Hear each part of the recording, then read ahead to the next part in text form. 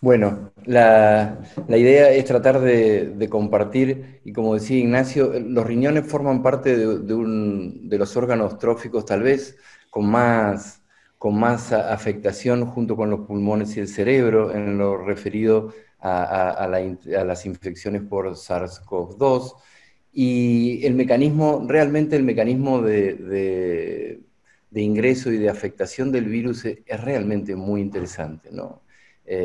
Claramente, como había sido expresado en la charla anterior, el virus utiliza el receptor de la enzima convertidora de angiotensina, pero no lo hace solo con el receptor, sino que recientemente se han descubierto un ligando CD147 que podría ayudar a meterse dentro de la célula. Y si no, utiliza una proteasa transmembrana que tiene un nombre largo, que se llama TMPRSS2, y de esa forma logra internalizarse, producir un desbalance muy marcado del sistema renina-angiotensina-aldosterona con una actividad muy alta de angiotensina 2, y este desbalance en la actividad del sistema renina-angiotensina va a promover claramente una disfunción glomerular, un fenómeno inflamatorio muy intenso a nivel renal, vasoconstricción y fibrosis. Este sería una de las formas en la que la injuria renal aguda se produce. Y el epicentro de esto que les cuento tiene lugar en el túbulo contorneado proximal. Es decir, cuando nosotros vemos los enfermos en la unidad de cuidados críticos y ahí nos damos cuenta de su distrés respiratorio, vemos que la gran mayoría de ellos tienen proteinuria y hematuria, o sea que hay un muy alto involucramiento de los riñones en la infección. La otra forma y el otro espacio de afectación muy frecuente es el glomérulo, ¿no? Es decir, tanto a nivel de obstrucción de los capilares por glóbulos rojos o por génesis de material fibrinoide que obstruye los elementos glomerulares o la afectación de los podocitos. Esto marca claramente una disfunción glomerular que lleva a la injuria renal aguda, de la que después vamos a ver, a la que se suma, como Ignacio contaba en la charla anterior, una tormenta, o al menos no sé si definirla como tormenta, porque hay bastante controversia en el uso de esa palabra, pero sí a una concentración plasmática de mediadores inflamatorios altos. Si esto fuese lo único, uno podría decir, bueno, estamos solo dependientes de lo que el virus quiera hacer, pero no es así, ya que nuestro enfermo no tiene solamente esto y está lejos de tener solamente esto, sino que tiene un distrés respiratorio que es complejo de ventilar y de manejar. Esta complejidad de la ventilación pone en riesgo homeostasis hemodinámica de manera muy importante, es decir, el pronado, el supinado, la utilización de valores variables de PIB, cambios en la compliance pulmonar en el periodo evolutivo intra-unidad de cuidados críticos, la utilización de medicación nefrotóxica, la restricción de fluidos por intención de mantener un balance negativo y tratar de promover un crecimiento en los valores de PAFI, y hasta la misma inestabilidad hemodinámica que conduce solamente estas maniobras van a ser otros elementos muy importantes en la génesis no solo de necrosis tubular aguda, de nefropatía intersticial, sino cambios en el mesangio, colapsos glomerulares y aparición de injuria renal, que va en una gama muy importante. Dos palabras de esto, solamente como para contarles de que la vacuolización del epitelio a nivel del túbulo contorneado proximal es muy marcada, que esta vacuolización y este ingreso de elementos virales dentro de las células, acá con aumento se pueden discriminar un poco de manera más clara, y acá con azul de toluidina se ve lo mismo, se ve tanto la vacuolización como la autólisis de segmentos del glomérulo que llevan finalmente al deterioro de la función renal. Ahora, pongámonos dentro ya de la clínica, salgamos un poco de esta fisiopatología y anatomopatología. Y realmente la incidencia de insuficiencia renal es muy variable. En los primeros reportes, y sobre todo eso, ¿no? Tiene que ver con la cronología de los reportes. Los primeros reportes hechos en Wuhan mostraban entre un 3 y un 4% de insuficiencia renal aguda, y los últimos, al menos los vinculados al área metropolitana de Nueva York son más cercanos al 30, al 35%.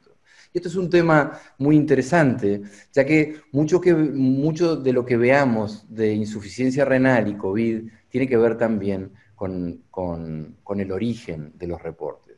La incidencia real es muy variable, como les dije, va desde porcentajes muy bajos hasta 20% y hasta incluso más, mucho más común en el ámbito de la terapia intensiva sin duda, con una necesidad de diálisis de hasta casi el 10%. Y si uno mira qué alteraciones bioquímicas tienen estos enfermos, como les decía al principio, proteinuria y hematuria son muy importantes, pero también hay aumento en la permeabilidad capilar y génesis de albuminuria. Muchos de estos pacientes tienen comorbilidades muy marcadas, sobre todo comorbilidades cardiovasculares y también comorbilidades endocrinológicas y de función renal. Este es un punto no menor, al que después me voy a referir brevemente. Pero, ¿cuál es la incidencia real de insuficiencia renal aguda en enfermos con COVID-19? Fíjense, este es un metaanálisis, uno de los últimos metaanálisis publicados en Critical Care, y uno puede observar, haciendo un modelo random, intentando achicar las posibilidades de bias y de heterogeneidad que tiene la distinta cantidad de pacientes que vienen de cada uno de los informes, que la incidencia oscila entre el 20 y el 30%. Un grupo francés que hace alguna publicación vinculada al área europea, muestra también disímiles necesidades de tasas de utilización de reemplazo renal, que van, bueno, en este caso ahí queda medio escondido por las fotos, creo que se ve, de todas maneras esto es lo que yo veo, por ahí está tapado por las fotos, pero se ve la otra parte, en donde las tasas de utilización de reemplazo renal alcanzan los 10%, 15%, hasta 20% también. Es decir, que parece que tanto la génesis de insuficiencia renal como la necesidad de reemplazo renal son un poco más altas de las que al principio nosotros tuvimos idea. Esta es nuestra primera experiencia sobre los primeros 97 pacientes que ingresaron a UTI con neumonía por COVID grave. Tuvimos 29 pacientes que desarrollaron injuria renal aguda, esto es aproximadamente el 29.8%, casi 30% de los enfermos desarrollaron insuficiencia renal, perdón, y 8 pacientes, el 27% de los que deterioraron la función renal de manera aguda, requirieron diálisis. Y si uno mira cómo le fue, casi un poquito menos de la mitad de los que requirieron reemplazo renal, el 37.5%, falleció. La experiencia, como les decía al principio, más importante de lo publicado con injuria renal y experiencia es en la ciudad de Nueva York, en donde este es un análisis de corte realizado por Hirsch sobre 13 hospitales en el ámbito metropolitano de Nueva York en infectados por COVID, sobre 5.500 enfermos aproximadamente. Encontraron que el 47% estaban en estadio 1, casi la mitad de los enfermos que ingresaban a las áreas de terapia intensiva tenían algún grado de alteración, llámese proteinuria, albuminuria o hematuria. En estadio 2 el 22% y en estadio 3 casi el 31%.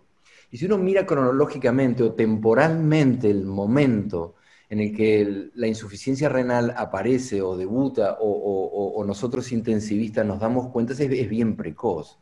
Es casi sobre la génesis de distrés respiratorio y necesidad de ventilación mecánica. Los primeros días son en donde uno logra ver la aparición de esta injuria renal aguda. Y claro que hay factores de riesgo, ¿no? Hay factores de riesgo para la génesis de insuficiencia renal, a muchos conocidos desde antes: diabetes, hipertensión, enfermedad cardiovascular, el uso de vasopresores, y hasta incluso la necesidad de ventilación mecánica.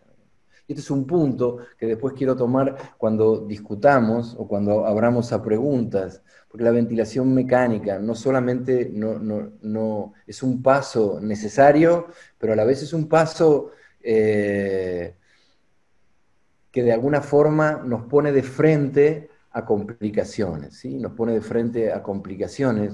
Por eso yo también creo en esta unidad de que Ignacio hacía referencia de ventilación no invasiva o de cánulas de alto flujo o de ventilación no invasiva. Casi el 10 veces más aumenta el riesgo de génesis de insuficiencia renal en el contexto de la ventilación mecánica. Las necesidades de diálisis fue un poquito más alta que las reportadas inicialmente.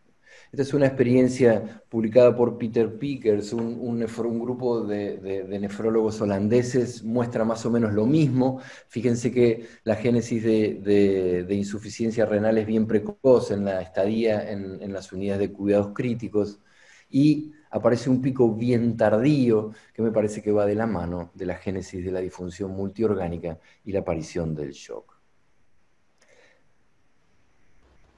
No es nuevo para nosotros, aún sin COVID. Sabemos que la mortalidad va de la mano directa con la génesis de insuficiencia renal, y la insuficiencia renal aguda sube la mortalidad del shock entre el 50 y el 60%. Para este análisis publicado en Renal Failure, la incidencia de deterioro clínico y la aparición de mortalidad aumenta 4 veces en los enfermos con COVID que desarrollaron insuficiencia renal. Ahora, ¿qué enfermos requieren sustitución renal? ¿Qué enfermos van a requerir sustitución renal? La verdad es que cuando nosotros tratamos a los enfermos con insuficiencia renal con diálisis, intentamos modificar condiciones electrolíticas, intentamos modificar condiciones volumétricas que tienen que ver con cambios hidráulicos vinculados al aumento del agua extravascular. La miramos de cerca en los pulmones, pero que existe en todos los órganos. Intentamos modificar rápidamente condiciones metabólicas, pero la mortalidad está atada poco a estas complicaciones. Es decir, todos nosotros sabemos que la mortalidad y la insuficiencia renal tiene que ver con otras cosas, y tiene que ver con afectación de órganos distantes, y tiene que ver con cosas que no necesariamente son corregidas con la diálisis, ¿no? Dicho esto, les cuento lo que hacemos. Seguimos usando esta estrategia bien vieja, publicada por Chaula y en el 2003, en donde hacemos un test de furosemida. Este test de furosemida que evoca lo publicado por Chaula es muy sencillo: 1 miligramo kilo en pacientes que no venían en tratamiento diurético, 1.5 miligramos kilo en quienes sí lo hacían. Y esperamos 2 horas y vemos si en esas 2 horas su ritmo diurético es mayor o menor a 200 mililitros. Si fuesen menos de 200 mililitros, podemos tener una sensibilidad de casi el 90% y casi en el mismo rango de especificidad de que nuestro enfermo va a progresar a una injuria renal aguda, que cambiará de categoría 1, 2 a 3, solo por el hecho de no haber o de haber sido negativa esta prueba con furosemida. Esto tiene un peso tanto en especificidad como en sensibilidad, incluso mayor que muchos biomarcadores, y nos ayuda, aunque sea, a entender en dónde estamos parados. Durante estos últimos 20 años, al igual de lo que había ocurrido con el uso de cristaloides y coloides en la terapia intensiva, nos venimos peleando si la sustitución renal debe ser precoz o tardía. Y esta línea de tiempo que empezó en el 2000 y que termina, no sé si termina, pero al menos se acaba de publicar hace muy poquito un trial de grandes dimensiones. Intenta decirnos a nosotros cuándo tenemos que hacerla, sin entrar en detalle porque no tenemos tiempo, pero hay 4 trials que fueron publicados y que nos dicen, o que nos intentan decir cuándo. Este fue el primero, el ELINE. Este es un trial realizado por un centro en Alemania, que tenía una población muy posquirúrgica y fundamentalmente muy cardioquirúrgica, en donde a los enfermos se los randomizaba a recibir una estrategia temprana versus tardía, CADIGO 2 versus CADIGO 3, y en ellos, sobre un N cercano a 250 pacientes total, 100 por rama, encontraron una diferencia significativa en términos de muerte y en términos de recuperación de la función renal y de sobre todo de tiempo asociado a la ventilación mecánica. Este estudio, el AIN, que tuvo una rama con sustitución precoz, no pudo ser reproducido posteriormente por el grupo Akiki, este grupo francés que ya randomizó 600 enfermos, 300 por rama, en una población crítica, no quirúrgica, crítica, en donde estaban en un estadio 3 ambos grupos. En el precoz lo hacía antes de las 6 horas y el tardío bajo la necesidad clínica, que es un gesto que usa la mayoría de los médicos que atienden las áreas críticas, no encontró diferencia significativa en términos de muerte, pero hay un punto muy importante que empieza en este estudio y que se mantiene hasta el estar aquí, que fue el último publicado, que fíjense, los que recibieron reemplazo renal en el grupo tardío fue la mitad de la población. O sea que estábamos comparando un 100% casi de enfermos dializados contra una población que dializaba la mitad de las veces. O que tal vez, esperando, no habían requerido sustitución renal con diálisis. El ideal había sido el otro paradigma que teníamos antes del estar aquí. La población acá fue más vinculada al ámbito de la sepsis, del shock séptico, y en este grupo de enfermos randomizados, que fue de 500, 250 por rama, estadificados por rifle, ya sea en estadio de falla renal versus a la necesidad, en menos de 12 horas desde la aparición de insuficiencia renal, o sea, desde la aparición del F de rifle, no encontró tampoco diferencias significativas, y con la misma necesidad de diálisis en el grupo control o grupo tardío, 60%. Una revisión sistemática del tema tampoco muestra diferencia, y en esta revisión sistemática están incluidos el ELAIN y el AKIK, y este es el último estudio al que yo les contaba que se publicó en New England hace muy poquito, que no logra encontrar diferencias de mortalidad. Ya este es un trial de 3.000 pacientes, sin diferencias de muerte, comparaba enfermos con CADIGO 2 versus la necesidad de diálisis a criterios clásicos y a criterios estándar, como les contaba en estudios previos. Y de la misma forma, en el grupo control dializaron al 60% de la población. Acá no hubo diferencias. Hubo diferencias sí en qué metodología de sustitución renal se usaba. En aquellos que estaban peores usaban reemplazo renal continuo, técnicas extendidas, y en el otro usaban la clásica diálisis intermitente. Ahora, ¿qué hacer con todo esto? Es complejo. Es decir, está claro que la muy temprano no sirve, está clara que la muy tardía tampoco sirve. Yo creo que el criterio médico y la individualización de los enfermos nos va a poner en un sector intermedio para intentar elegir de manera tal vez más individualizada quién podría llegar a beneficiarse con la sustitución renal. Claramente, si identificamos enfermos que tienen sobrecarga volumétrica, que requieren un control metabólico, o aquellos que tienen necesidad de diálisis, hacerlo de manera tardía tampoco es beneficio.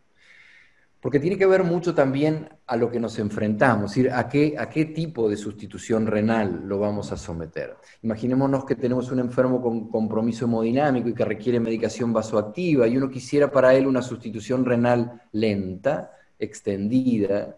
Si tiene cambios metabólicos muy graves, yo voy a tener que necesitar someterlo a flujos distintos, intentando modificar rápidamente o tener un control metabólico, y esto puede producir también inestabilidad clínica e imposibilidad de poder cumplir la diálisis. Yo creo que identificar al paciente que va a requerir sustitución renal y hacerlo en el tiempo, o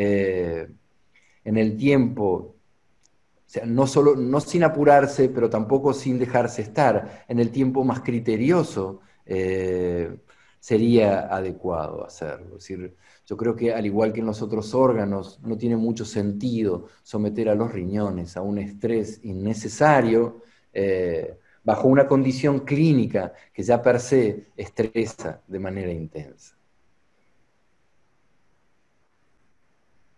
¿Qué elegimos para hacer sustitución renal? No tenemos mucho tiempo, en estos últimos 5 minutos que me quedan voy a tratar de explicarles qué hace el mundo y qué intentamos hacer nosotros.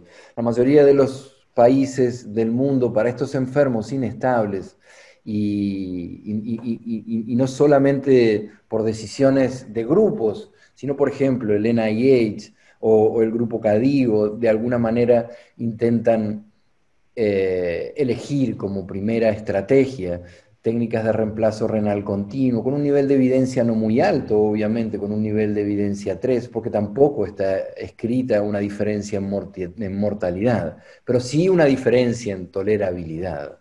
Así que para estos enfermos que son críticos y que tienen medicación vasoactiva en un porcentaje no menor y que requieren cambios en el componente de volemia y control metabólico, el hacerlo lento por espacio de hasta casi 24 o 48 horas fue visto como mucho mejor tolerado. Si esto no fuese posible, una técnica intermedia como el SLED o diálisis lenta que nos permiten hacerlo por espacio de 6, 8 y hasta 12 horas podría promover el mismo grado de beneficio por sobre la diálisis intermitente clásica en enfermos inestables. Estamos hablando de enfermos inestables, porque bajo condiciones de estabilidad clínica la diálisis intermitente podría ser elegida sin problema. Este es una Multifiltrate Classic, es una máquina de hemodiafiltración y hemofiltración continua que recientemente se ha incorporado al mercado argentino.